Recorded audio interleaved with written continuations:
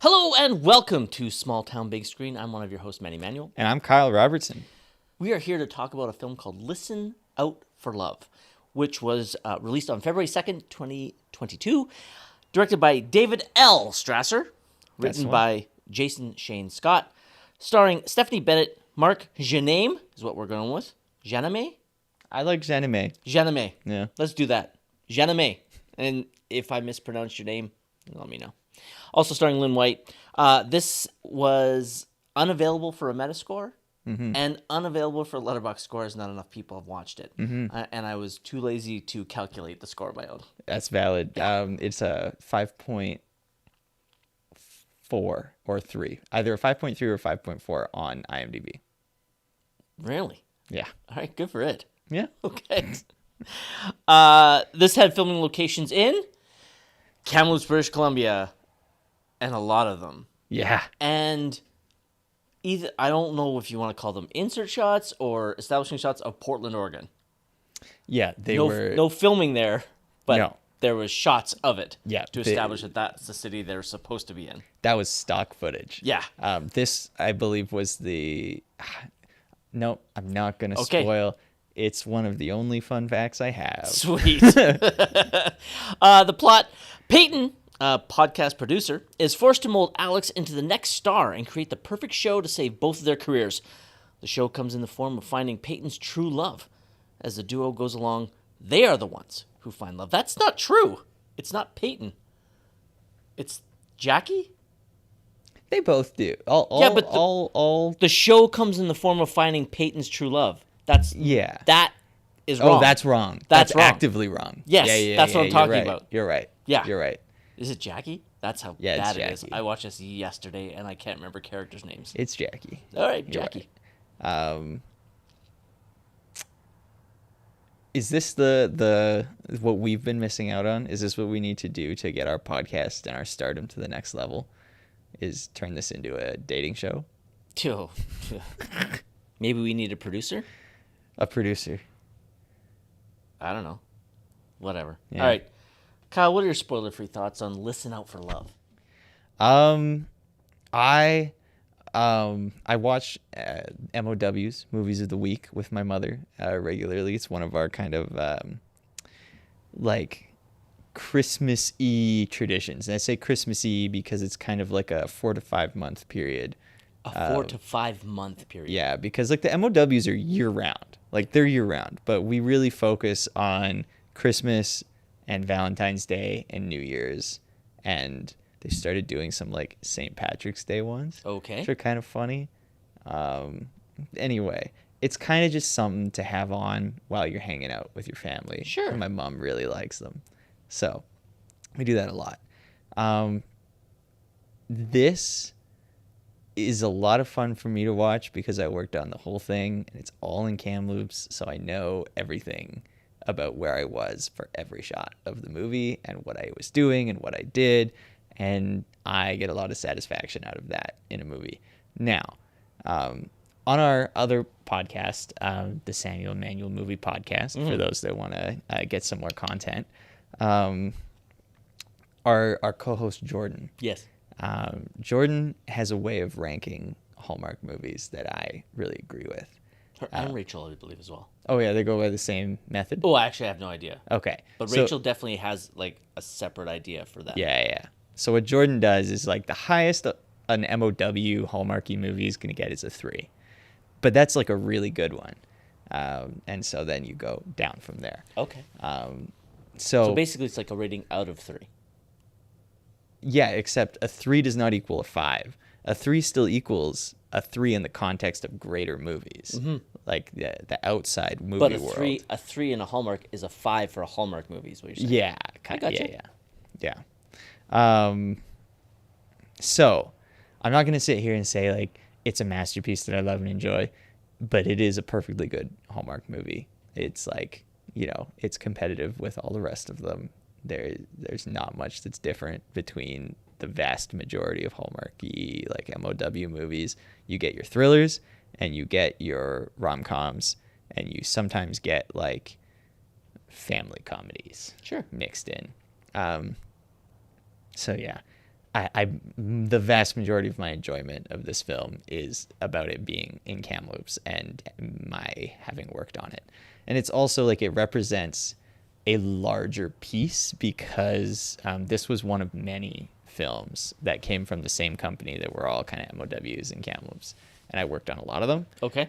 So it's like, it's the memory of getting to work at home with a lot of my friends. And it was like a summer of like 4 or 5 of these. And I had a ton of fun. They were fun to make, fun to be on. And so that kind of just brought a lot of that back for me. The movie itself, it's an MOW.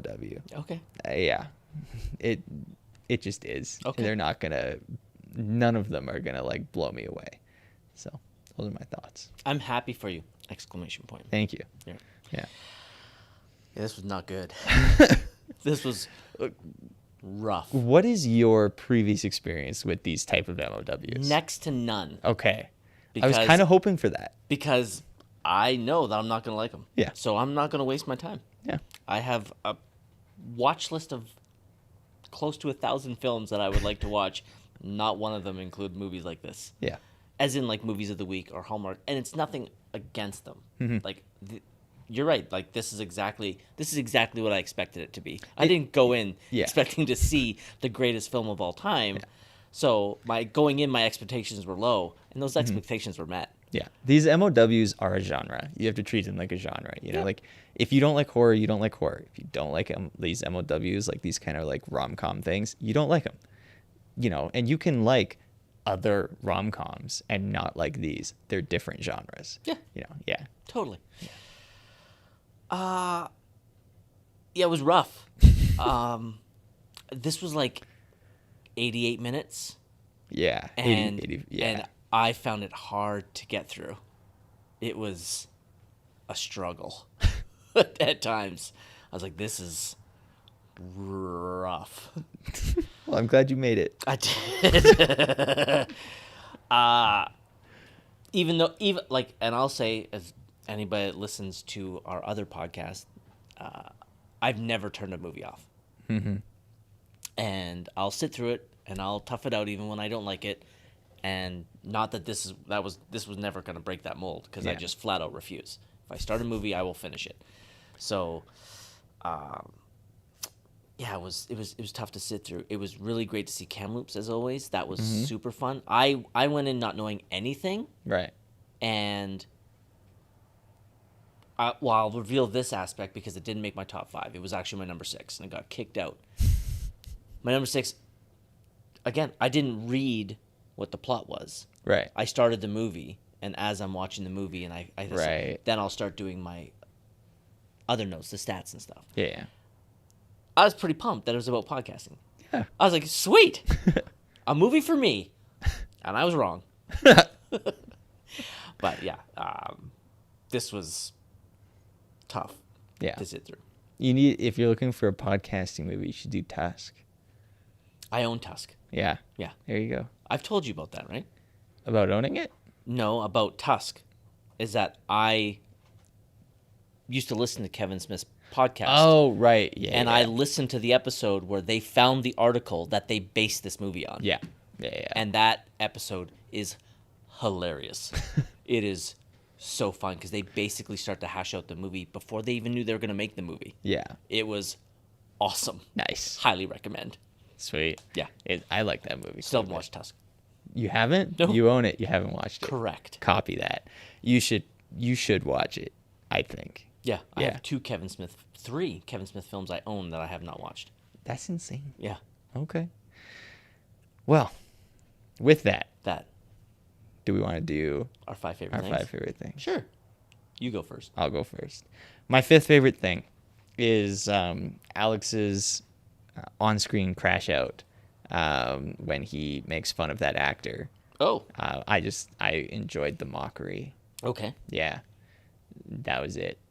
the way he got up and mocked the guy's accent to his face, Mm-hmm. like as an actor. It's not the guy's like born accent. It's the accent he did for a role. Yeah. I just thought it was really funny. Okay. And it's the exact kind of like shenanigans that you see on podcasts is when they go bad. It's just like a host ripping into somebody for no reason. Yeah, I just thought it was funny. Okay. Enough. It's my number 5. Okay. Well, I just checked my notes. Mm-hmm. Apparently, the podcasting was my number 5. Yeah. Looks like it made the cut. So Oh, well, there you go. I'll just reiterate. I was excited to see that it was about podcasting. Yeah. This is starting to become a lot more popular in movies, and so it's not surprising to see this in the movie of the week. I was genuinely excited to see that the movie was going to be about podcasting, since that's what we do. Yeah. And yeah, so it's my number 5. Okay. Very nice. Okay. Well, my number 4 Yeah. is the locations. Once you've shot a few of the MOWs, you understand what locations they're looking for in Kamloops. Yeah. But it was fun to see them all, and honestly, like a lot of them look really good. Like Riverside Park is a great place to shoot. Mm-hmm. It looks amazing. Some of the restaurants that they use and the cafes that they use, they look really good on camera, and it's nice to see places that I've been and places in the community, because everywhere is somewhere in the community. And then like I went to TRU for 2 years, and a lot of this was shot at TRU as well. Perfect. All the podcast studios entirely. Thank you. Yeah. I did not know where that building was. Yeah, that was that's the Brown House of Learning. Okay. Yeah. Well, it doesn't surprise me now knowing that it's at the university, and I didn't know what it was, because when I went there, half of those buildings weren't there. Yeah. I am old. I'm even starting to feel that way. I was super annoyed when I went to TRU because we got like massive building levies for buildings that we were never going to see, because they just decided to build like 4 buildings at once and redo Old Main and build 2 new parking lots, all on like the same 2 years of people. And so our building levies went way up, and we weren't getting anything out of it. Anyway. I just realized that I went to TRU before you were born. That is sad. Was it the Caribou College at the time? No. That was when my dad went to the University College of the There Caribou. you go. I was like, I was going to say, I'm like, there's actually 3 names. Yeah, It was yeah. Caribou College, and then University College of the yeah. Caribou, and then TRU. Yeah. Awesome. Good old Thompson Rivers. Anyway, so yeah, that collection of those locations, I thought they were used really well. I thought they looked really good.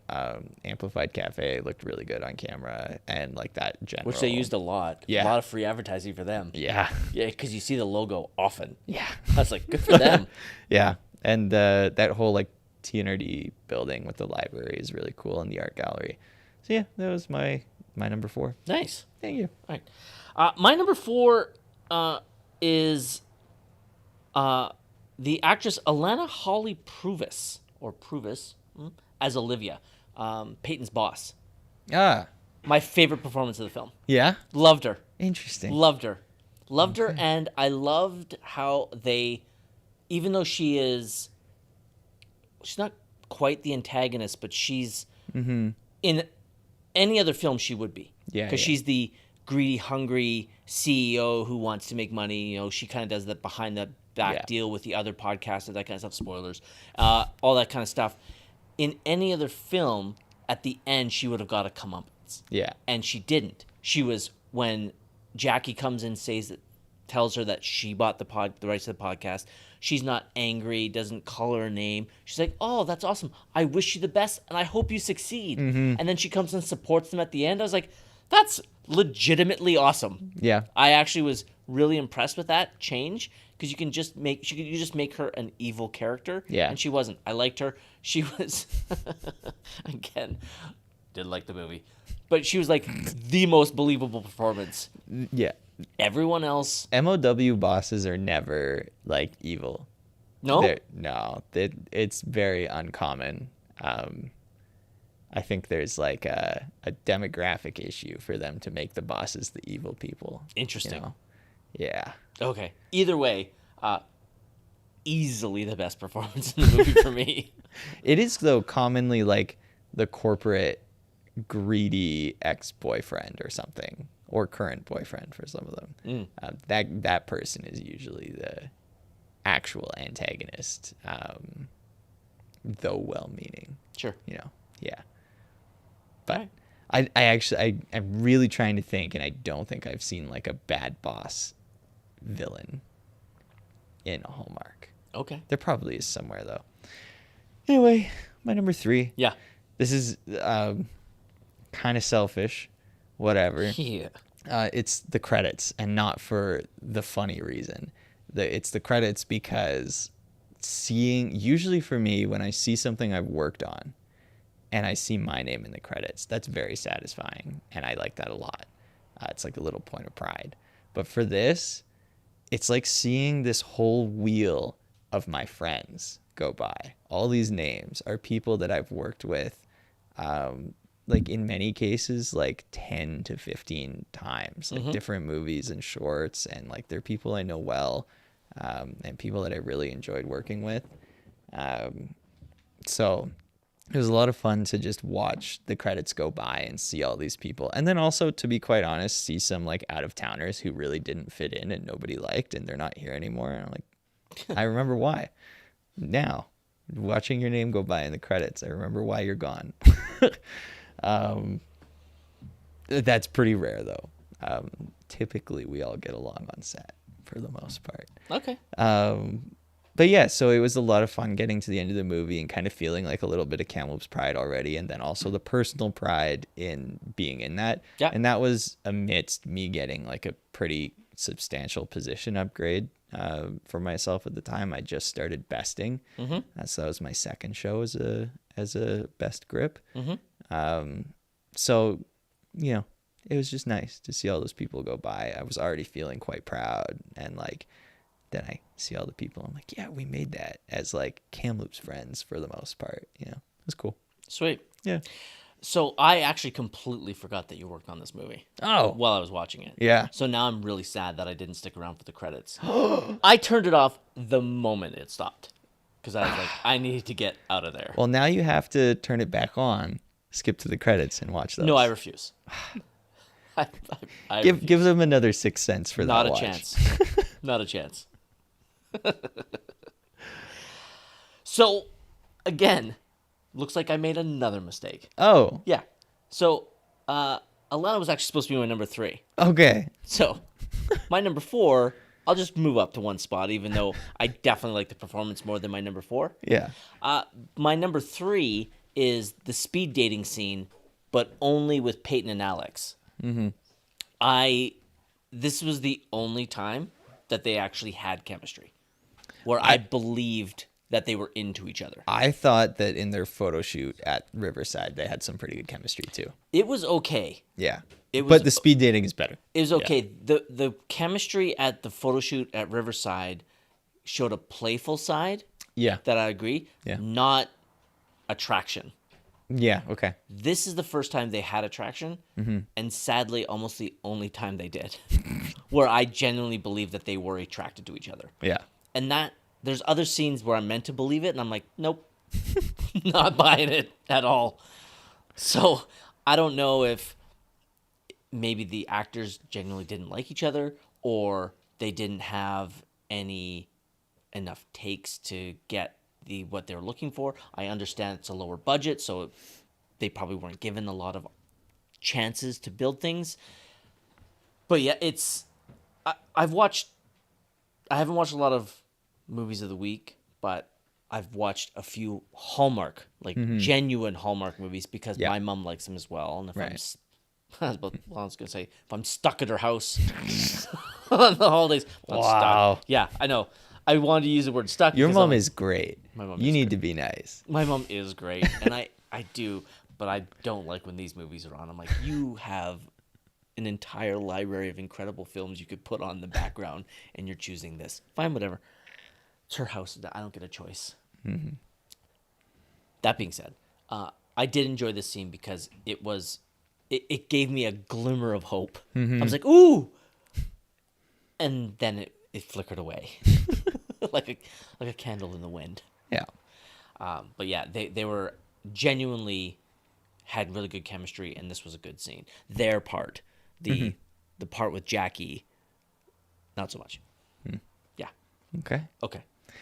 You're number 2. My number 2. Double check my 2 is my 2. Yeah, you better. My number 2 is also really weird. But there's some paintings in this movie. Okay. And I've got a fun story that I'll tell now. I think now is the time to tell it. Okay. So my ex-girlfriend, Boo. okay. My ex-girlfriend did art and painted. Okay. And we got an email before the production started, like all the crew, just kind of saying that they were looking for more local art to supply the movie as an exposure thing for credits. And so I just said, like, hey, do you have anything that you would be okay with me sending them? And they ended up taking 3 of her pieces, which was super cool. That is super cool. Yeah. And you can see 2 of them for like a few seconds each. They're in the podcast studios, but not any of the one. There was 3 podcast studios, like the producer rooms. Yeah. And so there's supposed to be 1 painting in each one, I think. And then when they got there, the big shrine to Jackie Gray took up too much space. So they didn't put a painting on that, like the main office. Yeah. But you can catch them in the other ones a couple of times.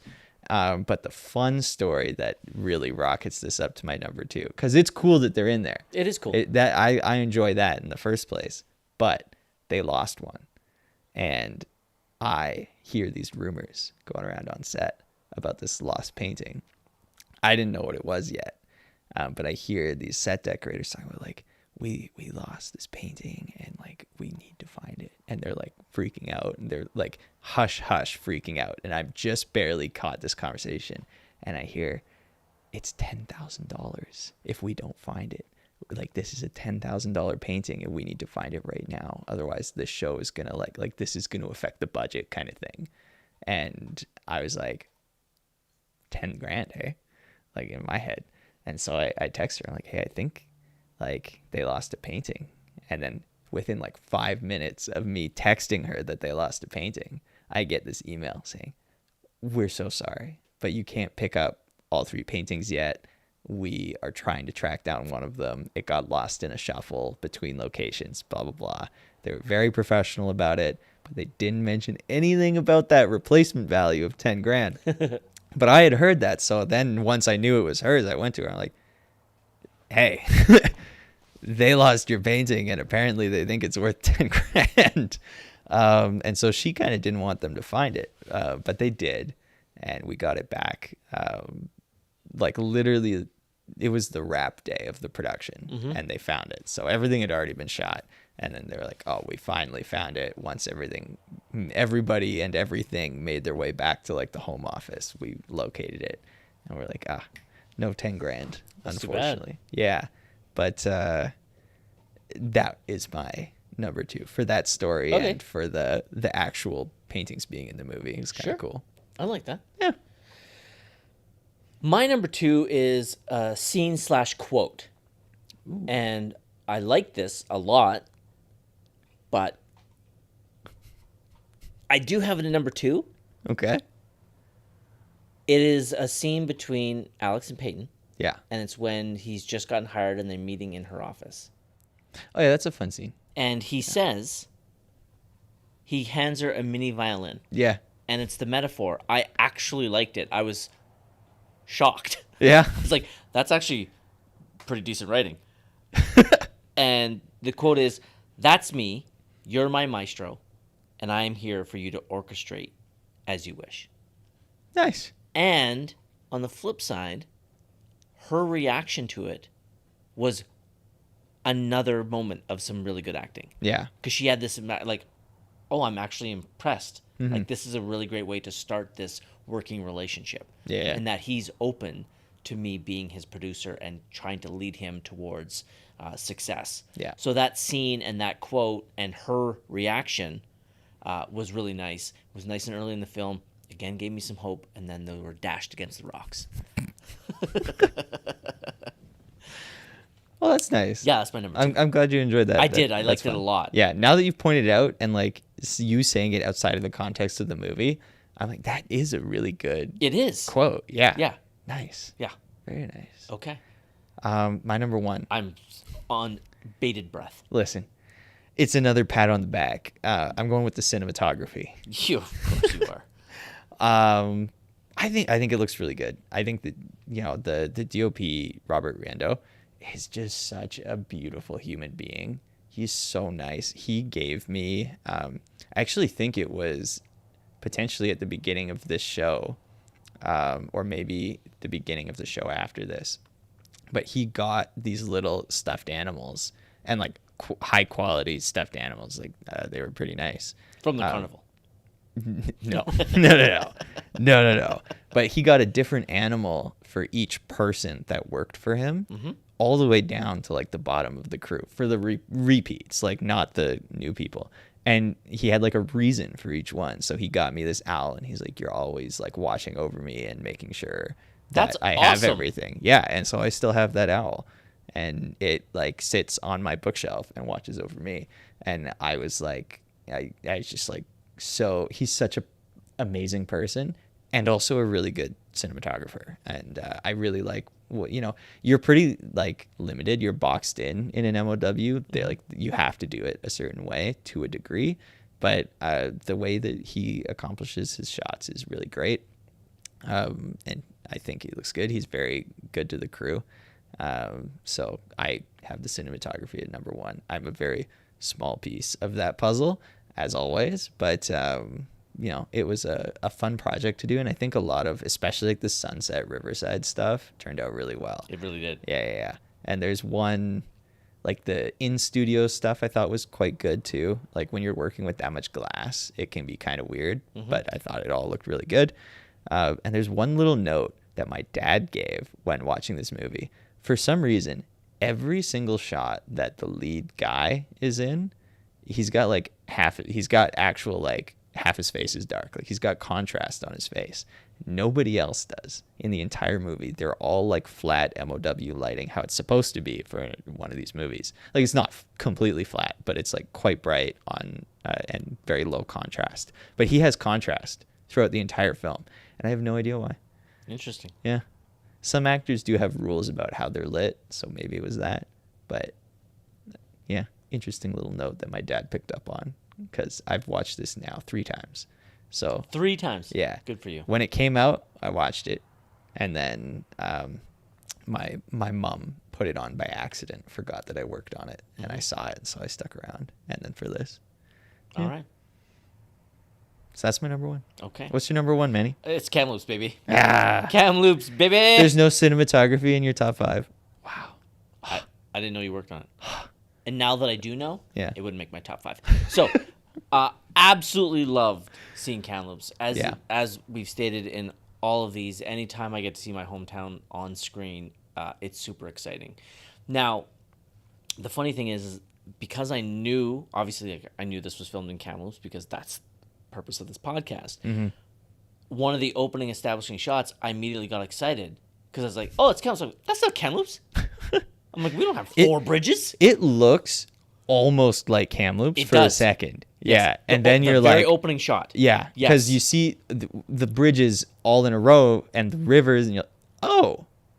And then you see that massive park that's just like a big strip, and it's wrong. It's not Riverside. Yep. Yeah. And there's another another very large building, and I'm like, that's not Kamloops. It's too tall. And I was like, I got angry. Yeah. And then immediately cut. I'm like, oh, they're downtown.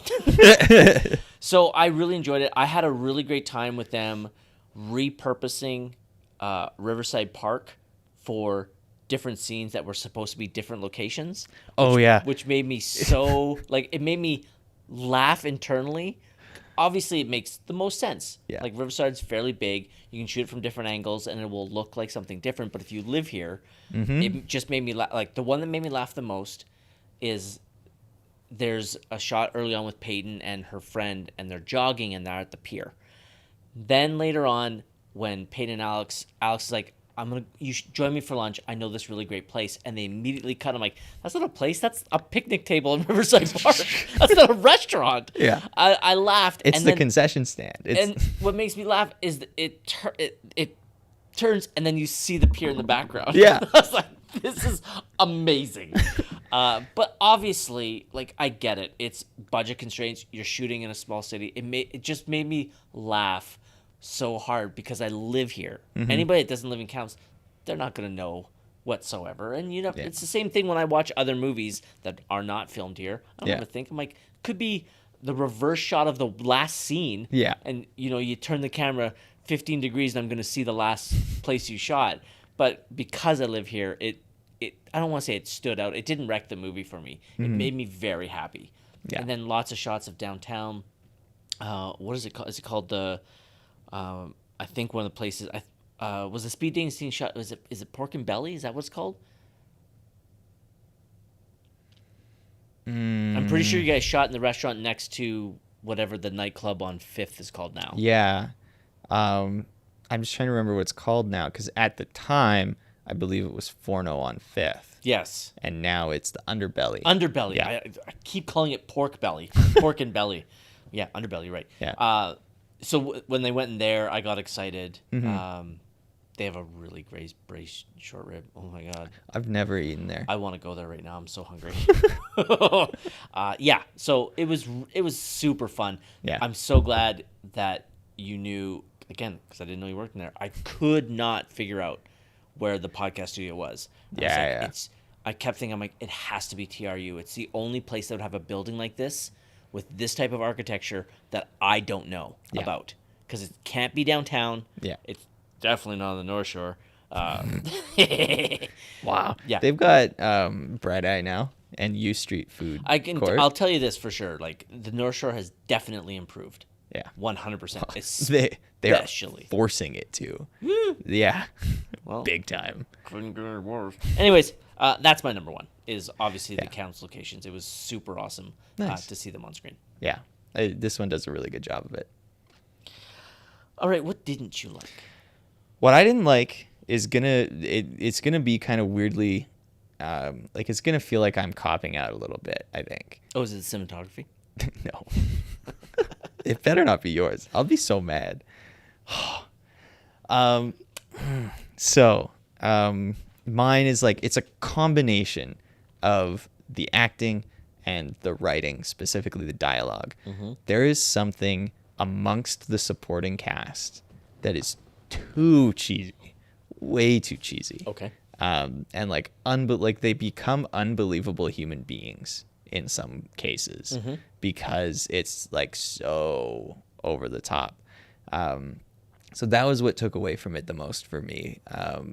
And that's not to say that it's fully on the acting, fully on the director, or fully on the writing. I can't, they're so closely intertwined in this issue that I really can't tell which one is causing it. But the lead performers feel more like people that, I could meet and whatever, and they'd be human beings. I can agree with that. Yeah. Everyone else is a little bit more one-dimensional. Sure. Yeah. And very Hallmarky. Okay. Yeah.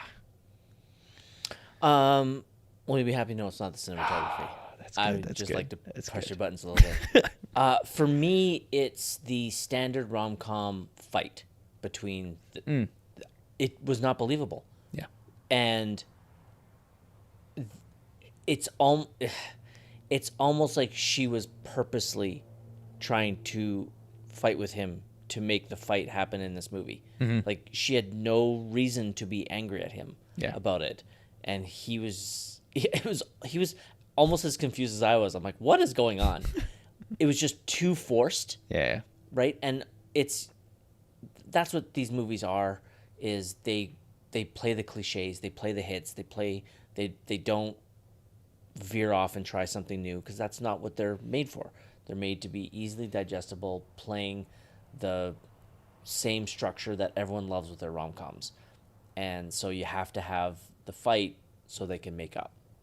And I just didn't find their fight believable, like, at all. There was almost no reason for it. And it bothered me. Yeah. Yeah. Fair. Okay.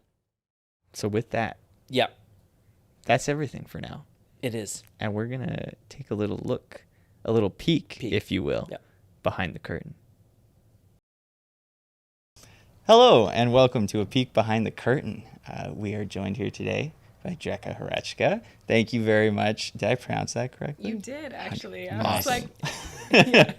Perfect. Thank you very much for joining us. Why don't you start by telling us a little bit about kind of what you do in film and your role in that like slate of MOWs that came through? Oh, yeah. Well, my name's Jecca. I'm a script supervisor. I've been doing that since like late 2021. Having only gotten into film actually like in spring of 2021.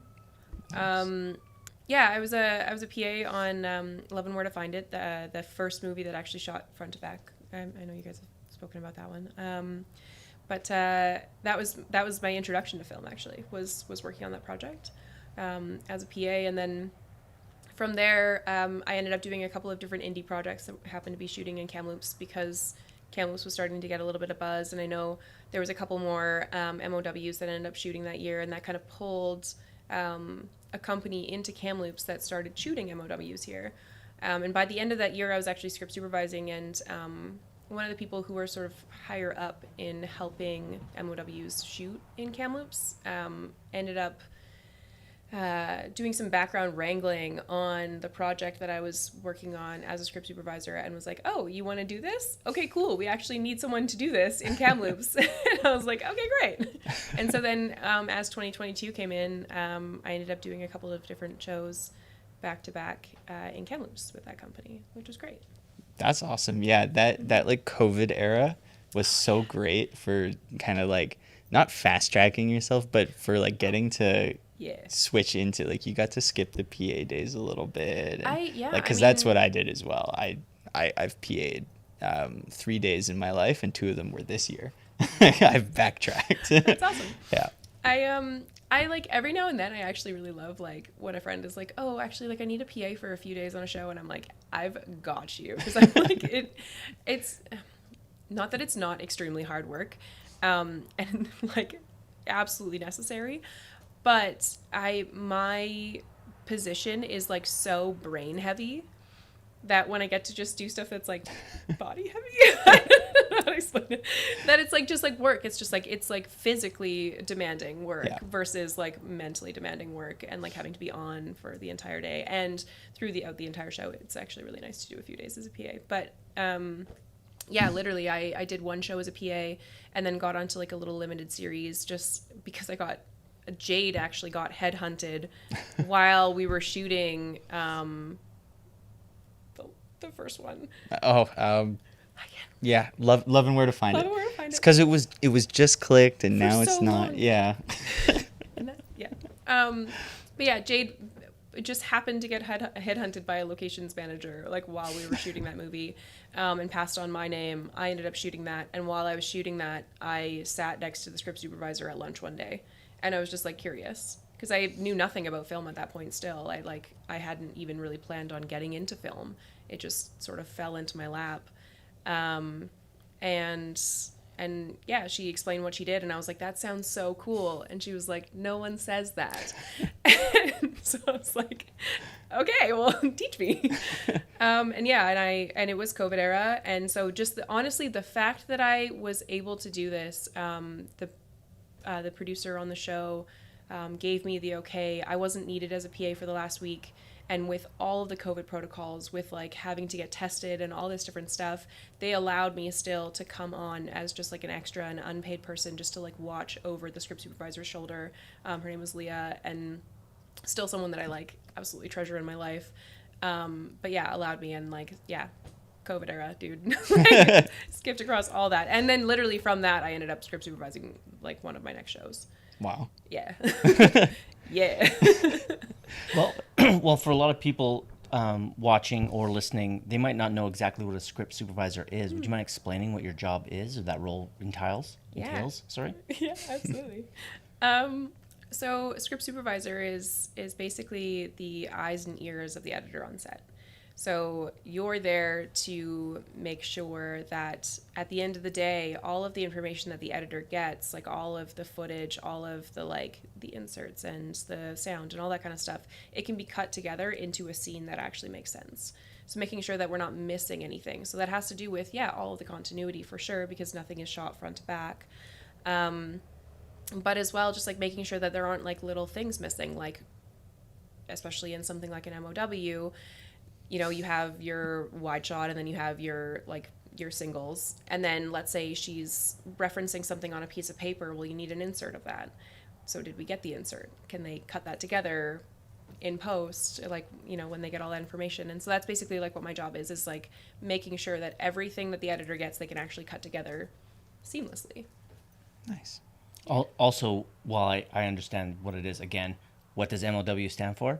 Oh, movie of the week, which is basically just your made-for-TV movies. The like either rom-coms, basically, your little rom-droms, or there's a lot of thrillers actually that get made, especially now these days. Yeah, the They're, thrillers more are popular. they're getting way more popular for sure, especially when it's like a podcaster solving murders or I a work in like two of those. yeah. The other one I've seen is like a newspaper columnist solving murders, or someone who organizes estate sales solving murders.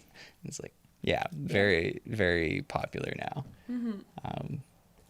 Nice. So kind of along the lines of what you've already been saying, like what would you recommend that someone who wants to get into script supervising does to kind of get into it? I mean, honestly, I would say no matter what you want to get into, I always say PA first, even if it's just for a few days. I think that in like the same sort of vein as like working in a restaurant, if you've never hosted before, it's like the ground floor of like getting to see everything and how everything works together. And from there, I mean, ask questions. There's a couple of different groups on Facebook that you can like that are massive groups, actually, like international groups that you can become a part of, and you can ask a ton of questions there. There's also courses that you can take. I have since taken a course.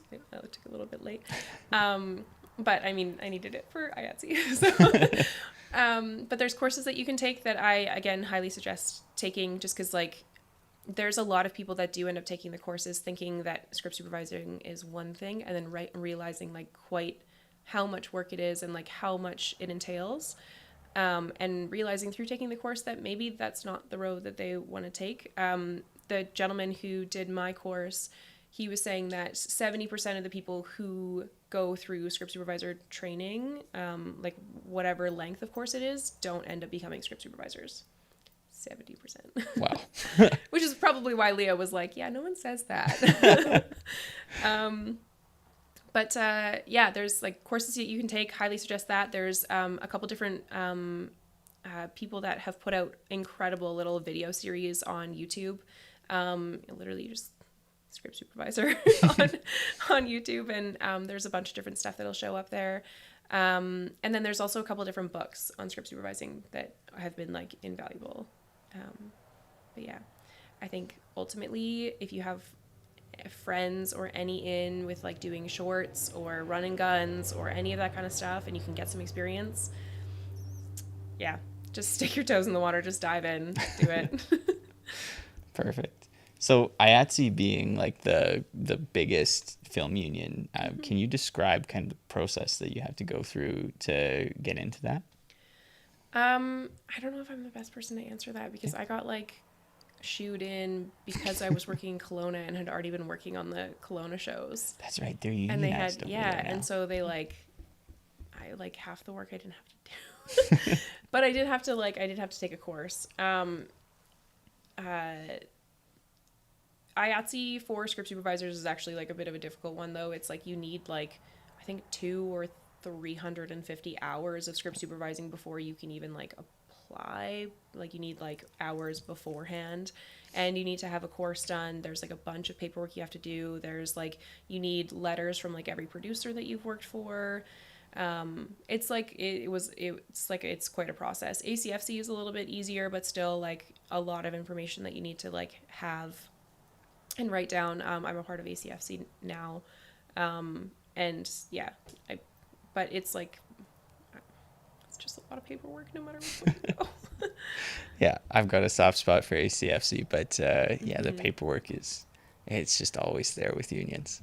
Yeah, right. And you're like, especially because like anyone from the interior, when you're getting into the union, you're like, I've been working on movies for like 4 years now, and now I want to get into the union, and now I have to remember the producer on the not that he like I actually do remember the producer of the first show that I worked on, but like you have to remember like the producer and the PM and like the first AD of like every show that you've ever worked on, and the director, and like and then the name, but like not working title. It has to be it's a lot. Nice.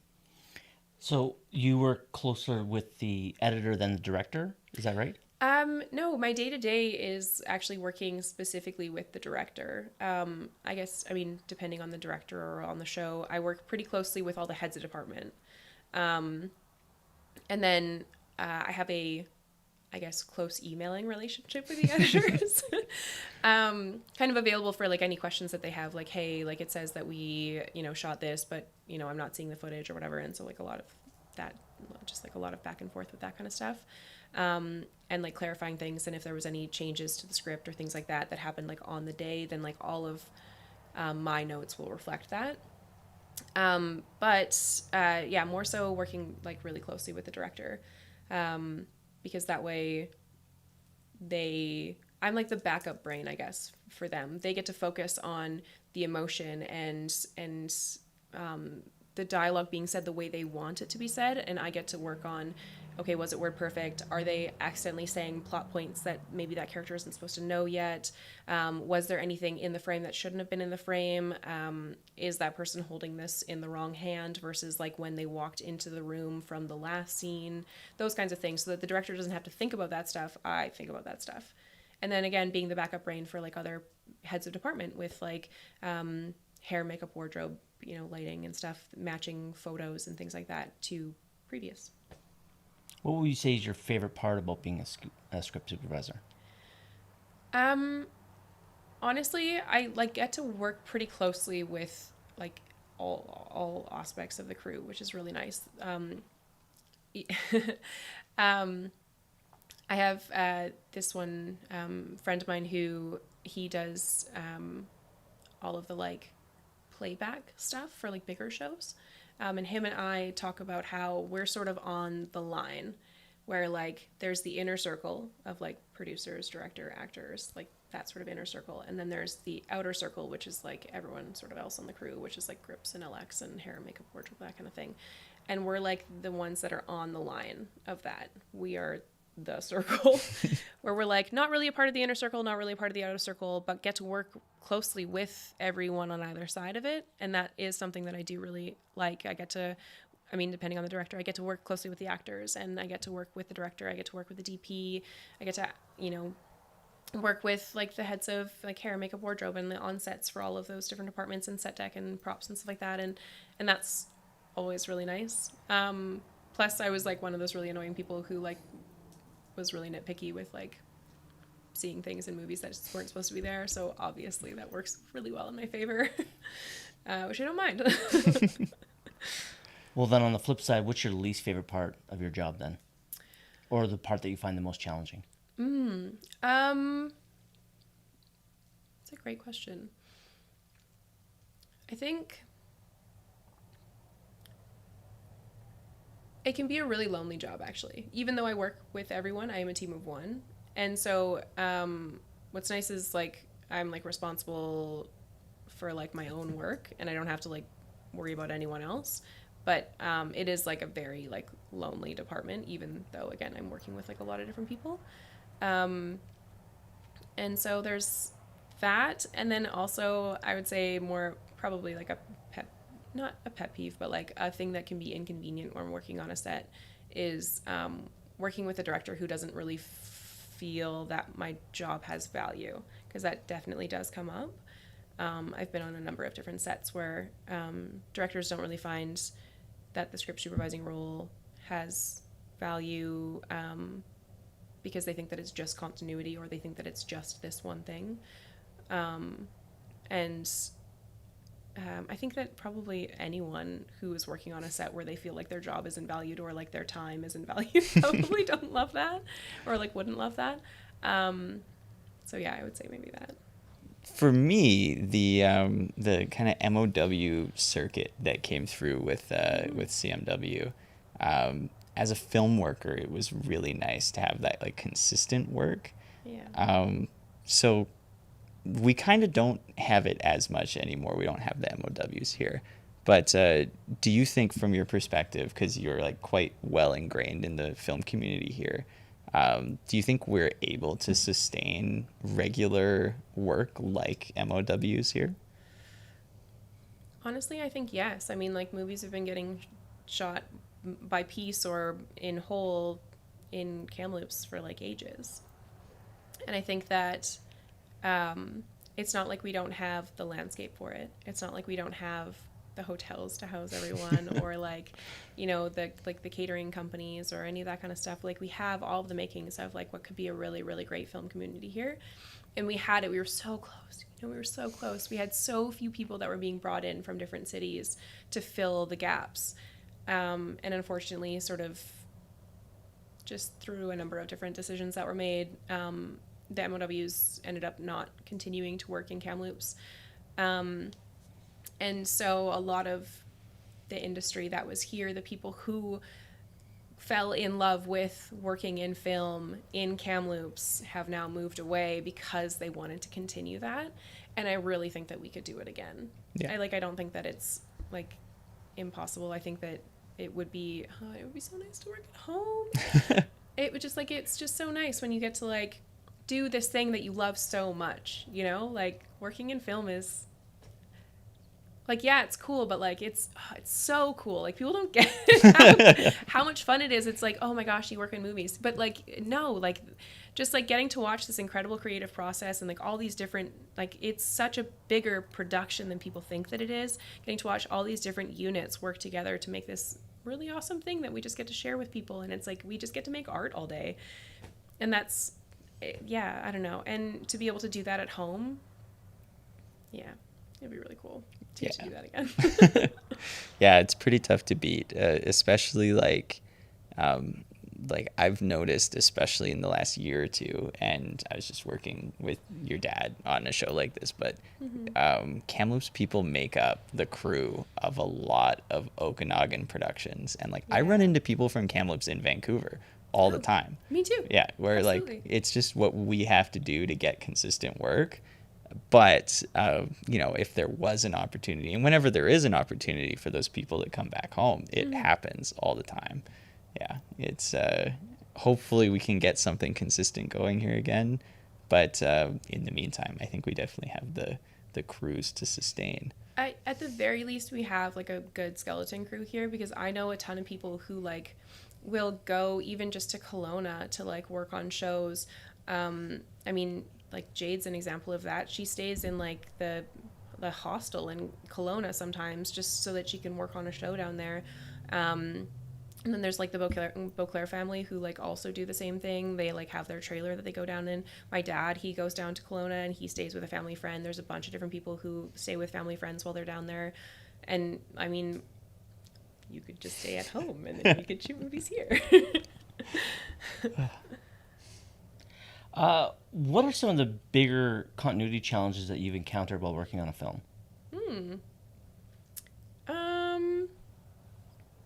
Well, I've had a couple of different things. I mean, there's been like a few times where people will walk on set and like the actors will walk on set and they're like in the wrong costume. And I mean, and it's never just one person's fault. Like, I need to like make sure that people understand that it's never just one person's fault. It comes down to like a line of communication that like there's a a fail somewhere in that. But yeah, I've had people. There's like a movie that I worked on where like one of the characters was wearing a wig the entire time, so that it was just like easier to style, just because like it was an odd color and stuff, so the actor didn't have to dye their hair. And they came in like wearing the wrong wig, which is like it's a process. It's not like you can just like take a wig on and off. It's not quite that easy. What else? I've definitely had some misses as well. Like personally, like even just working on that last movie that we worked on together, there was like some misses, because I mean I'm just one person, and I'm the backup brain for a lot of different people, and so yeah, mean, nobody's perfect. And there was, on the last show that I worked on, I feel like there was a little bit of a lack of clarity at the very beginning when we first started shooting of like this ribbon that was supposed to be tied on one of the characters' hands, wrist, whatever. And then when it was clarified, it was the team who was like working on it was very overloaded with a lot of other things, and there was like some days that I caught it and some days that I didn't, and I'm like, well, it's just gonna be one of those things, I guess. But I feel like I wish I had time to think about that one, because I feel like there's definitely been a couple where it's been like a last minute save where you're like, whoa, I can't believe that I caught that, because like that would have sucked if we had to reshoot that. We really don't have the money or the time. Well, I actually remember you catching something about a blood rig on one of the first movies we worked on together. Oh, yeah? Yeah, I can't remember what specifically it was, but so nice. I think it was the friendship game. Mm-hmm. There was some kind of blood rig in a like foam dummy or something, and I distinctly remember a big save because we had one go at that. Yep, that does ring a little bit of a bell. You know what? I can't remember exactly what it was, but yeah, we really did only have one go at it, and that was. And yeah, the friendship game was like a rough and tumble. Like it was like, I mean, that was so much fun to shoot that movie, but it was definitely like, you know, we were like all doing our absolute best, like pulling out all the stops for everything that we could with that movie, and it was just like, it was a blast. But yeah, that's so funny. I had totally forgotten about that. That was a fun movie to shoot. That one was a lot of fun. That was my first script supervising one. Oh, nice. Yeah. Wow. Cool. Have you seen any of the movies you've gotten to work on in Kamloops? I got to see Friendship Game when they did the cast and crew showing. I drove down to Vancouver for that. I don't know if there's anything else that I've shot in Kamloops specifically that I've been able to see. I mean, Love and Where to Find It. Yeah. I believe that I saw half of it, and I also actually, I didn't work on Listen Out for Love, but I did actually get to see half of that as well. I was in Kelowna. I was working on other CMW shows in Kelowna, and the place that they had put me up at had cable. And randomly one morning I just like happened to turn on the TV and Listen Out for Love was playing, like with commercials or whatever. It was actually playing, and I was like, this is wild. So I got to watch half of that while like flipping back and forth between that and Forrest Gump, I think it was. Nice. Which was really nice. But yeah, cable. Definitely the same category of movie. Yeah. But yeah, I think, yeah, as for Kamloops shows, I think it was just those ones. I saw pieces of what's Loving Spoonful called? Sorry. Food for the Heart. That's what it is. I've seen pieces of Food for the Heart as well. And there was another one that was like a one that my dad worked on. That the working title was called Rancher 101. It came out as that. Oh, it did come out of that. Okay, brilliant. Yeah. I've seen bits and pieces of that as well. There was some stuff that I was sent that I got to watch. That was really cool. Sweet. Yeah, that one's the highest rated MOW that's come out of here. Yes. Yeah, that was Jim Cliff, right? Yep. Yeah. So yeah, he had a cool string actually. I worked with him when he was just sort of like, not just, but when he was production designing, and then he brought up Patrick, who. They ended up actually getting to production design eventually on Jim Cliff's projects, and that's how they got into production designing. And now they live in Kelowna and they work for CMW, and they do production design down there. But Jim, I actually got to be a part of like a number of the like first ones that he shot like directing. Nice. Which was really fun, getting to see him like sort of step into like a new role and like come out of it shooting like a couple of really, really cool movies that got really great ratings. Yeah, and that's just like, it was nice to watch that happening in Kamloops. Nice. So yeah, what is it, I mean, you've kind of covered what it feels like to see Kamloops on screen, but what does it feel like to get to see your name in the credits at the end of one of these movies? It's like, I don't know how to explain it. It's so sweet. Like, it's like, oh, I got to make this thing with these people that were so lovely. And yeah, like I was saying, like, you know, it's so cool to get to make a movie, to get to make this like incredible art piece. And like, there's just so many different moving parts. And then just to like have your name on it afterwards, you know? And yeah, it's really nice. I like it a lot. I love that so much. Yeah. In regards to like your preparation for doing the job, like you're going through the script, taking your notes, could you, in a ballpark way, kind of describe your process on how to do Script Supervisor? Yeah. Prep for script supervising is like pretty intense, actually. You know what? I lied to you earlier. Doing a timing like breakdown of a script is my least favorite part of my job. It is the pits. I don't like it at all. You basically, so the first time you read a script, you read it for fun. And then you have to read it again, just like paying close attention to details. And then you start breaking it down.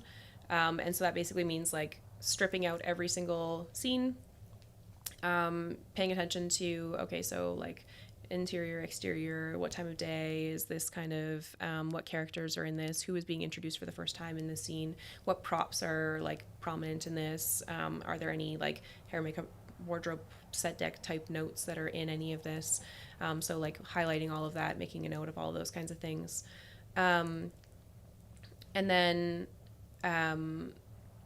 sort of the last phase like of all of that, like going through making all of those notes and then putting all of that into my program, and then like choosing like a date and a day and a time of day for every single scene and like how long those are going to be and stuff. And then, yeah, and then going around and basically scene by scene, you have to act out every scene, every like action, every like saying all of the dialogue. Don't just do it in your head. You have to actually like say it out loud, because how fast your brain processes when you're just like saying something in your head versus when you have to say it out loud, it makes a difference. And also like you want to put a little bit of inflection and stuff and whatever. And so having to do that timing report, that's the bane of my existence, because you have to like go, and it takes like 10 hours, just the timing report. I can do, when I only have that amount of time, I can do like my prep in 12 hours, and that's like really, really pushing it. But the timing report is like a completely separate thing. Generally you want like at least like a couple of days to be able to do like your breakdown, and then the timing report itself, like ideally you'd have more than one day, but it's, yeah, acting out every single scene, taking note of how long it takes, doing it again, taking note of how long it takes, double checking all of that, making sure that also going as like, because scenes kind of come in clumps as well, there's like an emotional flow of scenes, and so making sure that all of that makes sense too, with your timing. And then that also gets sent to the producer, that timing, because in prep they need to know whether or not they need to like cut stuff or write more scenes or that kind of stuff for when we actually go to shoot. And MOWs specifically want like, I think it's like when it goes to TV, it needs to be like 87 minutes or something like that. And so they want to shoot like 100 minutes so that they can edit down to 87, or like they want to shoot like 95 minutes so they have like, 10-ish minutes of cut.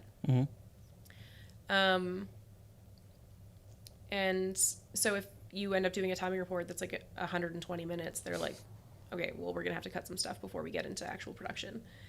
And I would say that that's probably like a stressful part of my job, because like, what if I speak in a different cadence or like talk faster or slower than a specific actor does, and that adds or lessens the time when we actually get into it. And a lot of MOWs, you're working with directors that you've never worked with before, and so that's timing reports are hard. That's the hardest part of my job for sure. But that's a big part of prep. And then a breakdown, obviously, like a very, very intensive breakdown, making sure that I know the script ideally better than anyone else does, but very, very well, so that if any question comes up, I have an answer already. Yeah, I've done one timing report, and it was for a short film, and I also hated it. So Yeah. I relate, but in a very small way. Yeah, no, I can imagine even for a short. Sucks. Well, that's all I have. So Cool. awesome. Thank you so much for your time. Yeah. It was really cool learning about an aspect of film that I don't have much experience with. Cool. Thanks, guys. Yeah, we're very thankful to have you. And anyone watching who's making a film out here, get Jecca on your film. Jecca is literally like the best. So thank you very much for joining us. And hopefully we'll work together again soon on Hope so. something. But with that, we'll toss it back to Kyle's cool facts. Well, thank you very much to Jecca Hrechka. We had a great time. I learned a lot. Yeah, perfect closing season interview. Yes. I love that. I love when we can get someone new to kind of shed some light on something different, especially Jecca is really, really good. Yeah, Like, she was awesome. I've seen Jecca work, and like she's on it, So yeah. Anyway, Kyle's cool facts. My favorite part of the Your podcast. favorite part of the podcast. We're a bit bare today. I'm not surprised. Not surprised. So just because I thought it was funny, this is somehow attached as trivia. When I was doing my searching, Yeah. the AI assistant recommended this. I thought it was really funny. Okay. It just said 39% of single Americans use dating apps, and it thought that was good movie trivia. 39% of single Americans use dating apps? Yeah. That seems low. That does seem low to me. That's but I was incredibly low. I was trying to factor in there may be counting older people as well who are maybe not on the apps but are on the websites. Like they may not count eHarmony or something as an app. Okay. Yeah. That, I don't know. That I don't number's know. low. It feels weird, but it's an AI tool, so who knows how correct it is. I just thought it was really funny that I was trying to find Skynet's lying. It knew enough that this was a movie about a podcast about finding love and avoiding the dating apps a little bit. And I was like, I'm so glad that you knew all of that and then fed me this completely unrelated trivia. Anyway, so that was one of them. Skynet lies. Yeah. And then the last piece of little fun fact trivia I have for the general trivia. Okay. This premiered on UPTV. I don't know what that is. Neither do I. But it's now obviously available on Amazon, which is part of why we picked it. There are multiple other Kamloops made MOWs streaming. They're just only in French Ugh. on Crave. So we wanted to pick one for our audience that was more accessible to everyone in English. And so we went with this one. Of course, in true MOW fashion, these do still make the cable rounds all the time. My mom re-records them constantly because they just come back over and over and over again. So they're still out there if you want to find them. But yeah, that was my last little fun fact. Okay. Yeah. So on to the small town impact and cinematic imprint. So this is the second, I believe, feature film entirely made in Kamloops. Obviously stock footage not included, but everything you see is shot in town here. The first movie was made by the same company, the same producers at CMW, who made working title Just Clicked, which was released as Love and Where to Find It. Okay. I believe that was the first one fully shot in Kamloops.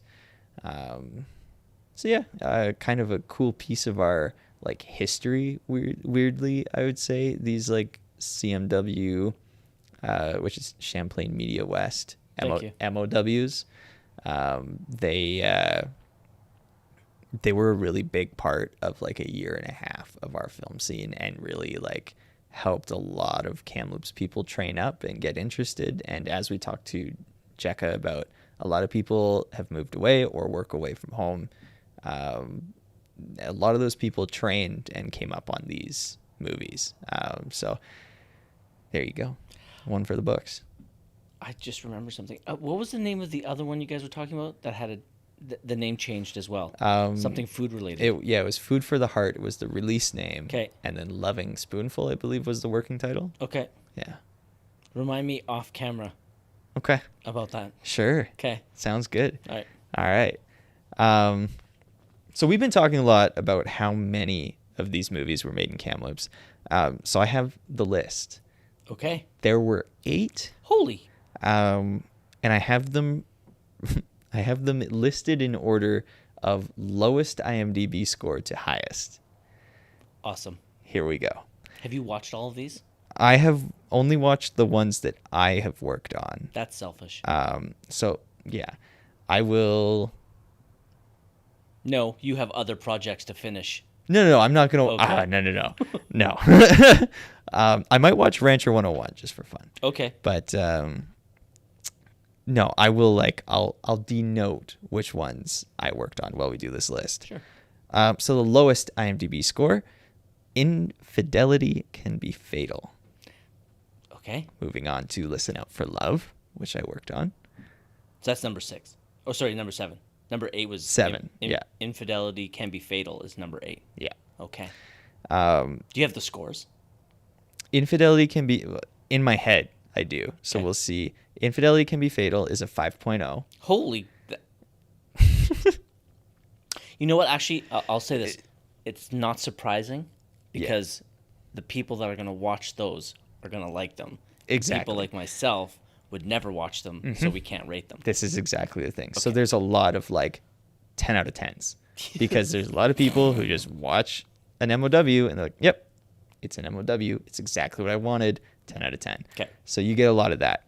But it's a 5.0. Listen Out for Love, 5.3. Yep. Been There All Along, 5.3 as well. Okay. Food for the Heart, 5.4. Okay. The Podcast Murders, The Podcast Murders. yes. I might watch that one. Ooh, Just very kidding. nice. At least look at the poster for me. I refuse. I believe it's also a 5.4. Single and Ready to Jingle is a 5.6. These are amazing titles.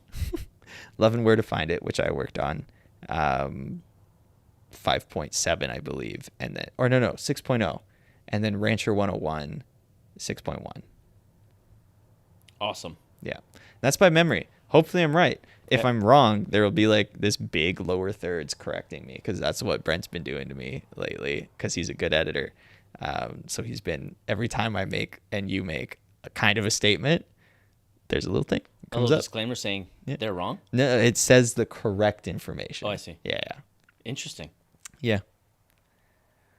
Wow. Mm-hmm. All right. I'm very interested. I actually might watch these now. I hope you do. So it's my favorite one is on, I believe, episode 5 of this season or 6. Okay. Might be 6. Why is it? Because I was wrong? No, it's because you said something crazy. Oh. And it was right. And then we got the full information.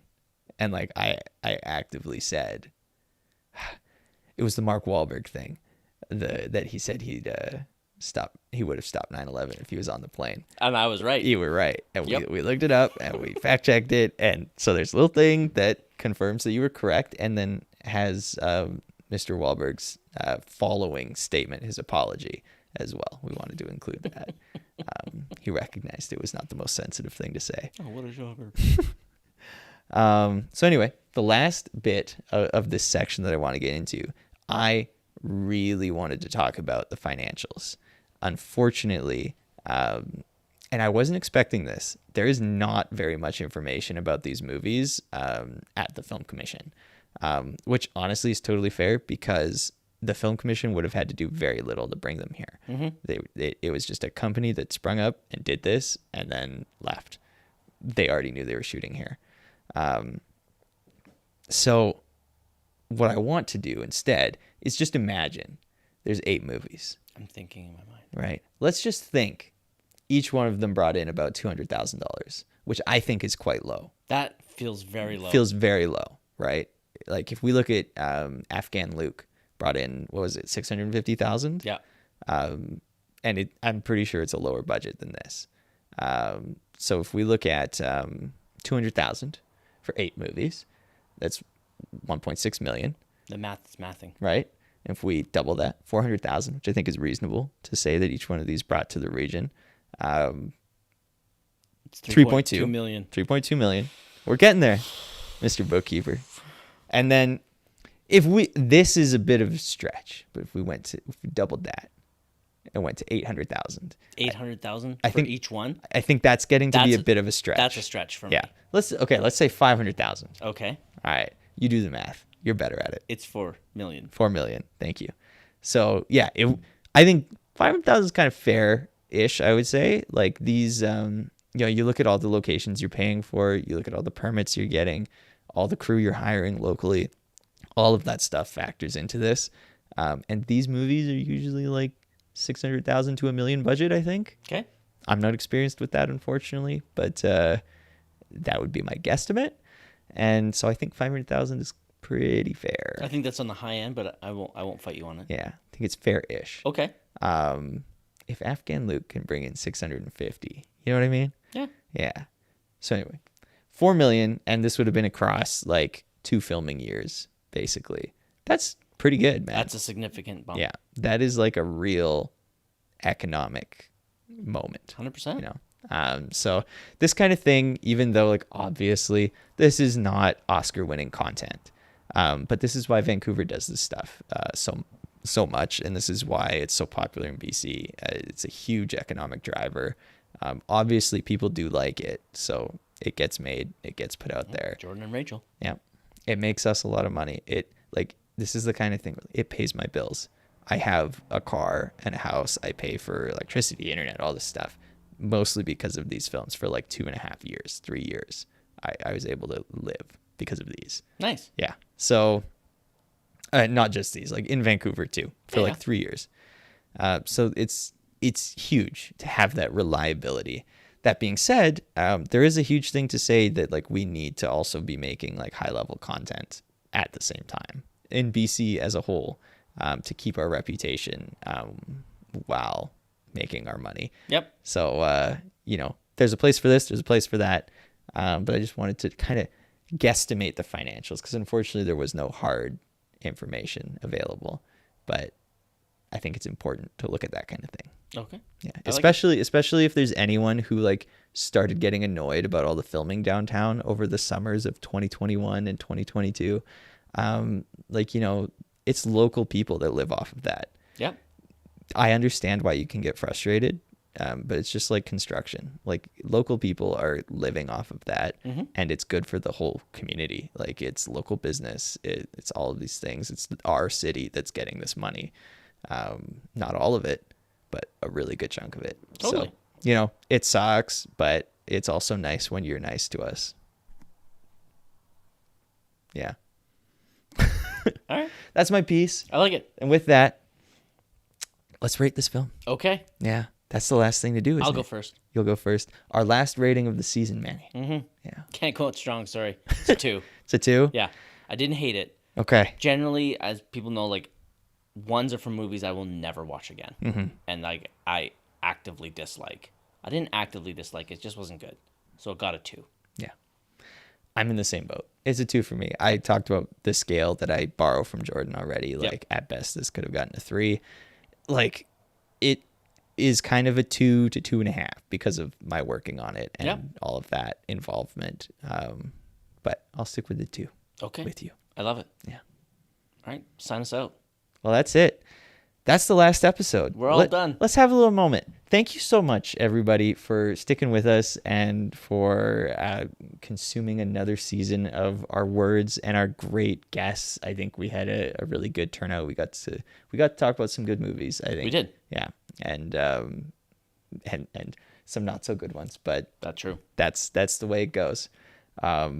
We have a lot of fun with this, so please, if you would like us to continue, and if you would like to reach out in any way, you can find us on Facebook at Small Town Big Screen, on Instagram at smalltownbigscreen.pod, on Reddit at smalltownbigscreen or stbs.podcast, and by email, Gmail, if you will. at smalltownbigscreen.pod@gmail.com. For the final time of the second season, hopefully not the final time forever, but the final time for now, I'm Kyle Robertson. I'm Manny Manuel. Adios.